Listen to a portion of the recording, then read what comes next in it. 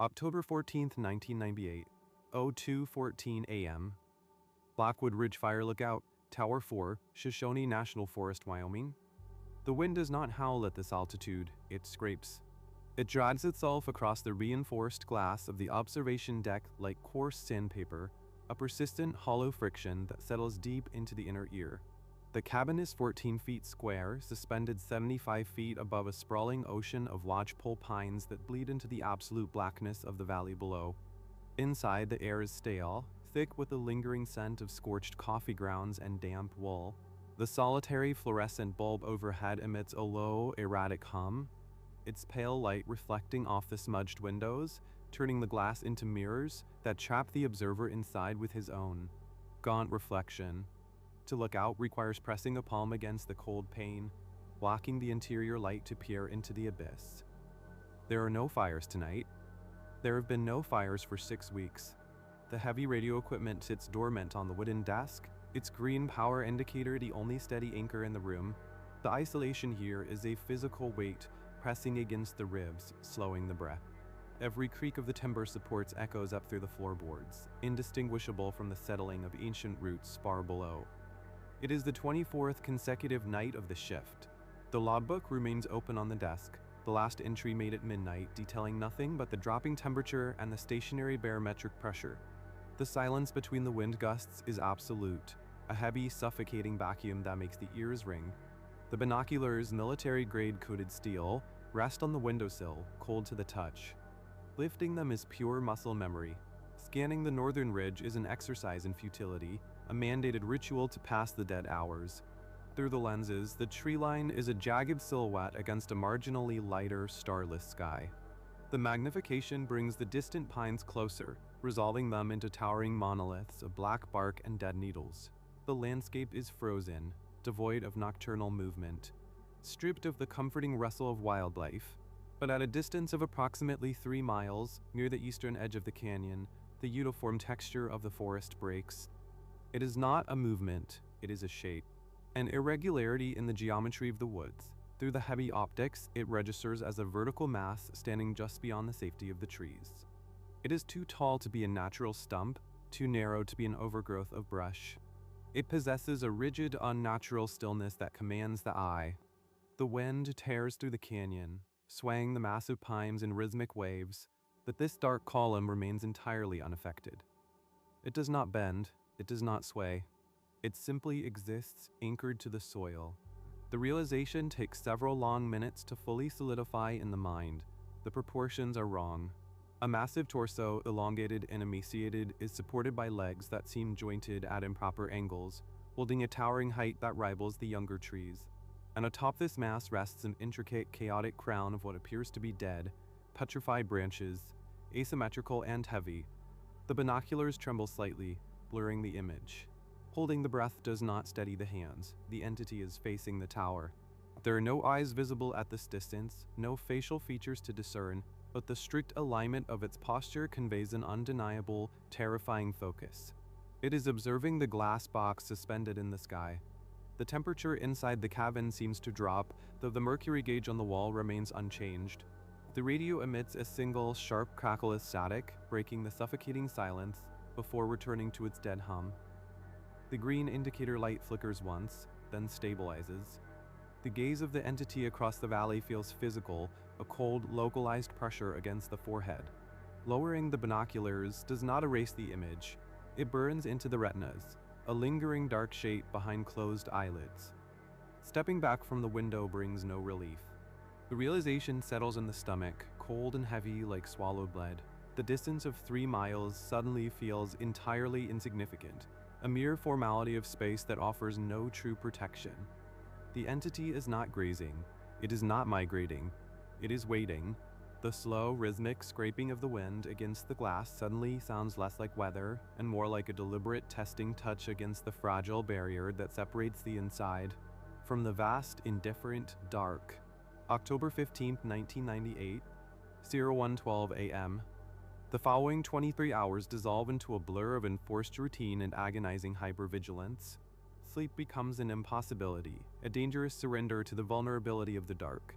The small cot in the corner of the cabin remains undisturbed. the wool blanket folded with military precision. Pacing the 14-foot perimeter becomes the only metronome measuring the passage of time. The heavy boots scuff against the pine floorboards, a dry, rhythmic sound that offers no comfort. The fluorescent bulb above seems to lose its strength, its hum dropping an octave, casting longer, harder shadows into the corners of the room. The isolation shifts from a passive environmental factor to an active predatory force. The air inside the glass box feels thinner, recycled too many times, tasting faintly of copper and old dust. The urge to look through the northern windows is a physical compulsion, an itch beneath the skull, yet the dread of what might be seen keeps the eyes fixed firmly on the grain of the wooden desk. At 02 a.m., the mandatory protocol demands a status check with the Valley station. The radio transceiver, a heavy metallic box bolted to the desk, feels unusually cold to the touch. The green power indicator casts a sickly pallor over the knuckles as the heavy black button on the microphone is depressed. The call sign is spoken into the silence, the voice sounding thin and foreign in the enclosed space. Releasing the button invites the response. Instead of the crisp, bored voice of the night dispatcher, the speaker emits a dense, heavy wall of static. It is not the white noise of atmospheric interference. It has texture. It is a wet, fibrous sound like heavy cloth tearing in slow motion, layered over a deep, rhythmic thudding. It pulses exactly at the resting heart rate of the listener. The thumb hovers over the button, paralyzed. The static swells, filling the small cavern, vibrating the cold coffee mug on the desk. Then, faintly, beneath the layers of distortion, a voice bleeds through. It is not the dispatcher. It is a voice stripped of inflection, flat and clinical. It takes a terrifying moment of intense listening to recognize the cadence, the pitch, the subtle geographical dialect. It is his own voice. The transmission is impossibly clear despite the surrounding noise. It does not speak of weather patterns or fire risks. In a slow, methodical whisper, his own voice begins to describe the exact dimensions of the tower. It lists the number of wooden steps leading up to the catwalk. It describes the smudge of grease on the lower left pane of the north-facing window. The transmission is not a recording of past events. It is a live, real-time dictation of the present environment, observed from the outside.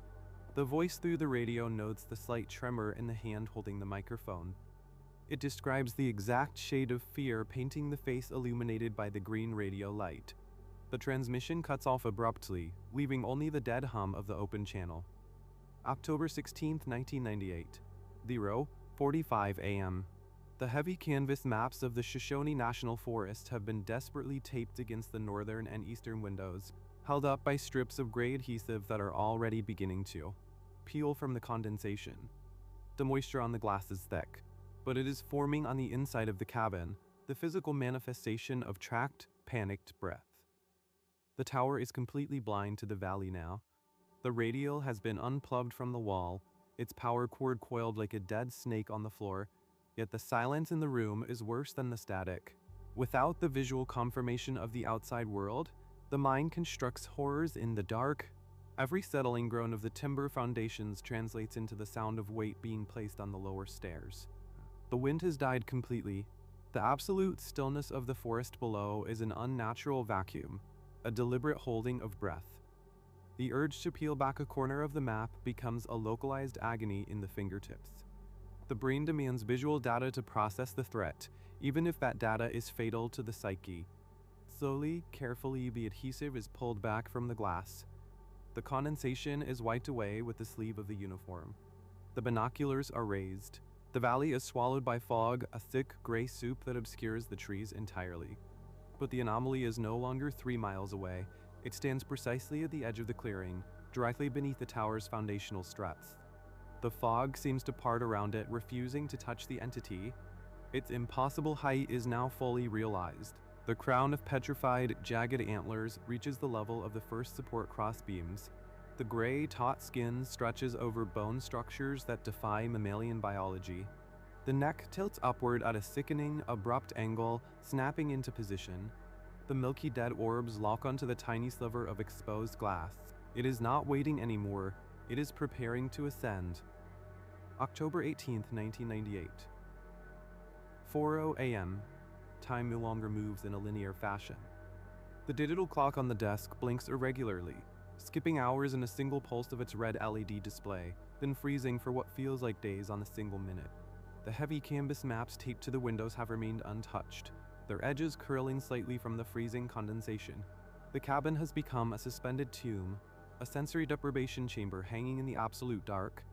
The physical degradation of the space perfectly mirrors the erosion of the mind. The air is foul, thick with the smell of unwashed clothes, stale fear, and a subtle creeping undertone of ozone and wet decay that seeps up through the gaps in the floorboards. Survival instincts have inverted. The basic biological desire for hydration is entirely overpowered by the paralyzing terror of walking 3 steps to the water jug, of making a sound that might be interpreted as an invitation. The first auditory confirmation of the ascent does not manifest as a loud crash. It is a slow, agonizing groan of treated wood yielding to an impossible concentrated mass. It originates from the lowest set of exterior stairs, 70 feet below the floor, a sharp, distinct crack of dry timber followed by a wet, heavy compression. The vibration travels up the primary structural pylons, bypassing the thin air entirely to resonate directly within the marrow of the shin bones. It is not the footfall of a bear or an elk. It is the deliberate, calculated placement of immense weight by something that inherently understands the fragility of the structure it intends to climb. The silence that follows this first step lasts for 14 continuous hours. The anticipation is a physical torture. The muscles lock into a state of permanent rigidity, cramping with tension, waiting for the second sound. The fluorescent bulb finally dies, burning out with a sharp pop and a thin, lingering trail of acrid smoke, plunging the cabin into near absolute darkness.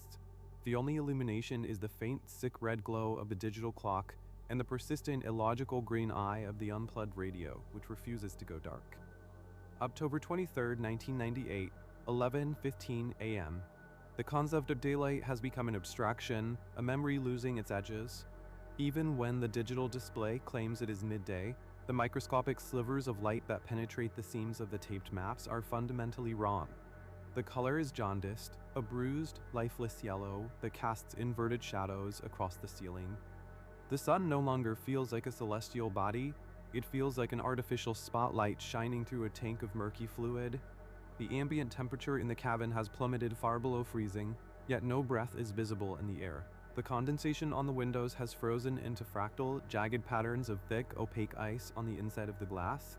The cold bites deeply into the fingertips, turning the nail beds a bruised, permanent purple, making the joints stiff and unresponsive. The second step occurs at exactly noon. The sound is louder this time, carrying more weight. 60 feet down, the entire structure sways, not from the high-altitude wind, which has been dead for days, but from the shifting center of gravity far below. A low, continuous sub-bass vibration begins to hum through the wooden floor, a frequency that bypasses hearing and causes the molars to ache in the jaw. The unplugged radio on the desk begins to emit a faint, rhythmic clicking, similar to a dosimeter detecting a spike in background radiation. The metallic clicks align perfectly with the erratic, terrified fluttering of the pulse in the throat. The primal desire to scream, to make any vocalization, is swallowed entirely by the absolute certainty that the void outside is actively listening, waiting patiently to map the exact spatial location of the vocal cords within the room. October 27, 1998, 8:33 p.m. The interior architecture of the cabin is subtly, impossibly shifting. The sharp right angles of the corners feel obtuse and stretched. The ceiling appears to have lowered by several inches, pressing an invisible psychological weight down onto the skull. The spatial reality of the 14-foot square is collapsing inward, suffocating the occupant. The floorboards bow upward very slightly in the center, reacting to an immense, localized pressure being exerted on the central support pillar directly beneath the room. There is no more food. The water in the plastic jug froze solid 3 days ago. Hunger and thirst have been entirely replaced by a singular, all-consuming focus on the space beneath the heavy boots. The entity has taken 7 steps in 9 days. It is now 40 feet below the trapdoor. The air in the cabin is no longer breathable. It must be swallowed, forced down into unwilling lungs. The smell of rotting pine is now heavily accompanied by the distinct metallic scent of dried blood and old stagnant earth. The clicking of the unplugged radio escalates into a steady metallic drone. Slowly, the heavy wooden desk begins to vibrate under the influence of the frequency, rattling the empty ceramic coffee mug until it inches off the edge, shattering loudly against the pine floor. The sound of breaking ceramic is deafening, a violent explosion in the pristine silence. It is a catastrophic breach of protocol. The drone of the radio cuts out instantly. The vibration in the floor stops dead. For a terrifying eternal minute, nothing happens. Then a dry, rasping sound begins. It is not a step on the wooden stairs. It is the sickening sound of keratin and bone scraping against the thick, outer wooden pylons. The entity has abandoned the stairs. It is scaling the exterior vertical beams, dragging its elongated, unnatural mass upward inch by agonizing inch. The scraping circles the base of the cabin, moving methodically from the north support to the east, testing the structural integrity, feeling for weak points in the wood. The shadows inside the room begin to elongate and twist independently of the red light from the clock, reaching out across the floor like dark, grasping fingers. November 2nd, 1998. 03 a.m. The red LED display of the digital clock is the only anchor left in reality, and it is failing. The numbers dissolve into meaningless flickering symbols, bright crimson gashes against the absolute dark of the cabin. Time is dead. The silence is crystallized into a physical pressure against the eardrums, so heavy it forces tears from the eyes that freeze immediately on the cheekbones. The interior temperature is impossible. The ice on the inside of the windows is an inch thick, gray and opaque, completely sealing the room from whatever mockery of an outside world remains. The air is so thick with the smell of wet rot and ancient, unearthed soil that every labored breath tastes like grave dirt. The heavy canvas maps taped to the glass are rigid with frost, their painted topographic lines twisting and bleeding into shapes that resemble anatomical cross-sections rather than geography. The scratching on the exterior pylons has ceased. The entity is no longer testing the supports. The deep, resonating hum returns to the floorboards, but it is no longer a localized vibration. The entire structure of Tower 4 is singing with an unnatural, low-frequency thrum that turns the stomach to lead. The trapdoor in the center of the room, the only exit, the only entrance, begins to visibly strain against its heavy iron hinges. There is no sound of footsteps on the catwalk outside. There is no scratching at the door. There is only a slow, deliberate application of immense, silent upward pressure from directly underneath the center of the cabin. The heavy wooden planks of the floor buckle slightly around the iron ring of the trapdoor. The nails holding the boards in place scream as they are slowly pulled millimeter by millimeter from the joists. The unplugged radio on the desk flares to life one final time. The green power indicator burns with an aggressive, sickly intensity, casting hard, unnatural shadows against the ceiling. The speaker does not emit static. It does not emit a voice. It emits the sound of slow, heavy breathing. It is not human respiration. It is the sound of massive, hollow lungs drawing in air through a constricted, decaying windpipe, a wet, rattling inhalation that seems to draw all the remaining oxygen directly out of the small room. The breathing is perfectly synchronized with the microscopic upward bowing of the trapdoor. Inhalation, the floorboards groan, the iron hinges scream, the wood splinters. Exhalation, the pressure holds, the heavy weight settles. The distance between the observer and the entity is now less than 3 feet of frozen pine. The final realization provides no comfort, only the cold, paralyzing clarity of inevitability. The heavy, military-grade binoculars remain on the desk, useless chunks of frozen steel. The logbook remains open, the ink on the last entry frozen solid against the paper. The isolation was never meant to protect the observer from the forest. The glass box suspended in the sky was not a vantage point, it was a display case.